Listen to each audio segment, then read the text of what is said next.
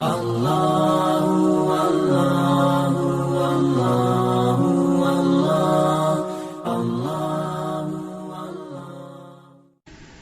اپنی زندگی میں قاری عبدالباسط عبدالصمد کے ساتھ ایک مہینہ گزارنے کا موقع ملا امریکہ میں. وہ قرآن مجید کی تلاوت کرتے تھے اور میں کبھی اردو کبھی انگلش اس سے متعلقہ کچھ بیان کر دیتا تھا. مجھ سے بہت محبت کرتے تھے. وہ میرا نام نہیں لیتے تھے، انہوں نے میرا نام رکھا ہوا تھا رجل صالح. ہمیشہ پوچھتے تھے این رجل صالح. نماز پڑھانے کا وقت آتا میں انہیں کہتا جی کہ آپ نماز پڑھائیں. وہ کہتے یہ کیسے پاسبل ہے کہ آپ کی موجودگی میں نماز پڑھاؤں، آپ پڑھائیں گے. تو میں تو قرات نہیں جانتا صحیح طرح، لیکن بہرحال وہ میری غلطیوں پہ صبر کر لیتے تھے اور میں نماز پڑھا دیتا تھا. ان کے اندر میں نے ایک خوبی دیکھی، ہر وقت قرآن کی تلاوت کرتے رہتے تھے، ہر وقت.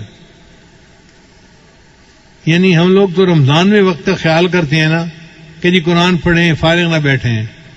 ان کی پوری زندگی کا یہ معمول تھا. ہم نے اندازہ لگایا کہ وہ شاید ایک قرآن مجید روزانہ پڑھنے کے عادی تھے.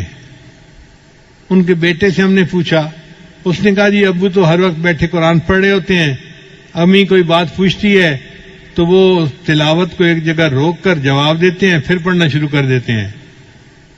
امی کہتی ہے ان سے تو بات کرنے کا مزہ ہی نہیں ہے، جواب ہی نہیں دیتے صحیح طریقہ سے. اور ان سے پوچھیں تو وہ کہتے ہیں بھائی میں اللہ کا قرآن پڑھ رہا ہوں، مجھے باتیں کرنے کی ضرورت ہی کیا ہے، مجھے کوئی ضرورت نہیں باتیں کرنے کی. ہم دن رات کے کسی بھی حصے میں جب گئے ان کو ملنے کے لیے، ہم نے دیکھا کہ وہ بیٹھے قرآن پڑھ رہے ہیں. میں نے اپنی زندگی میں اتنا قرآن پاک پڑھتے بہت کم لوگوں کو دیکھا ہوگا. ایک بات مجھے اکثر جو ہے وہ پریشان کرتی تھی کہ اگر نیکی ان کی طبیعت میں اتنی ہے، کوئی فالتو بات نہیں، کوئی دنیا کی بات نہیں، سیاست کی بات کرو تو وہ ایسے بونگے بن کے بیٹھے ہوتے تھے جیسے پتہ ہی نہیں ان کو کیا ہو رہا ہے، کوئی دلچسپی تھی نہیں. تو یہ داڑھی کیوں مونڈتے ہیں؟ تو بعد میں انہوں نے کہا کہ علماء جو مصر کے ہیں ان کو ایک علمی مغالطہ ہے. وہ داڑھی کو سنت نہیں سمجھتے یا واجب نہیں سمجھتے جس طرح ہم سمجھتے ہیں. وہ سمجھتے ہیں کہ داڑھی اس لیے رکھی جاتی ہے کہ مرد اور عورت کے درمیان فرق ہو سکے، دیکھنے سے پتہ چلے یہ مرد ہے اور جس کی داڑھی نہیں یہ عورت ہے. چنانچہ مصر کے علماء کو آپ دیکھیں گے تو وہ داڑھی اور مونچھ اکٹھی کبھی نہیں مونڈیں گے. کوئی عالم آپ کو ایسا نہیں ملے گا جو مونچھ بھی مونڈتا ہو اور داڑھی بھی مونڈتا ہو.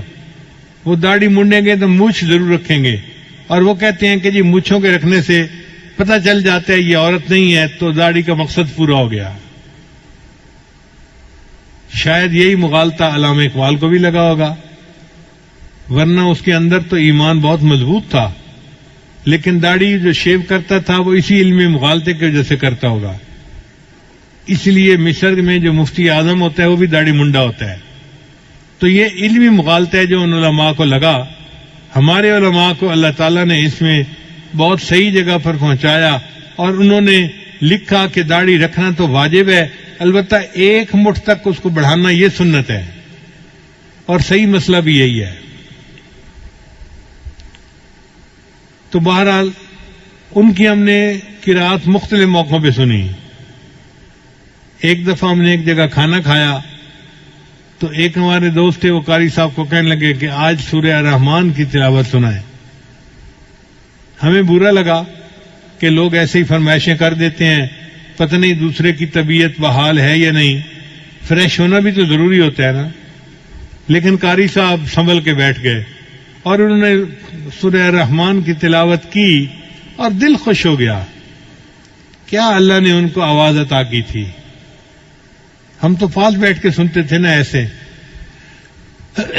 جو آپ کیسٹوں میں سنتے ہیں وہ ہم پریکٹیکلی ان کے پاس بیٹھ کے سنتے تھے. تو میں اللہ کے اس جو ہے وہ نعمت پہ حیران ہوتا تھا، یا اللہ آپ نے ان کو کیسی مترنم آواز دی ہے، کیسا گلا دیا ہے جو قرآن مجید کو اتنا خوبصورت طریقے سے پڑھتا ہے. نبی صاحب نے ارشاد فرمایا تم قرآن مجید کو مزین کر کے پڑھو، یعنی اچھے طریقے سے پڑھو۔ واقعی انہوں نے حق ادا کر دیا، قرآن مجید پڑھتے تھے دل خوش ہو جاتا تھا۔ ویڈیو کے نیچے سبسکرائب کے بٹن پہ کلک کریں، بیل کے آئیکن پہ کلک کیجئے تاکہ ہر نئی ویڈیو کی نوٹیفیکیشن آپ کو مل جائے۔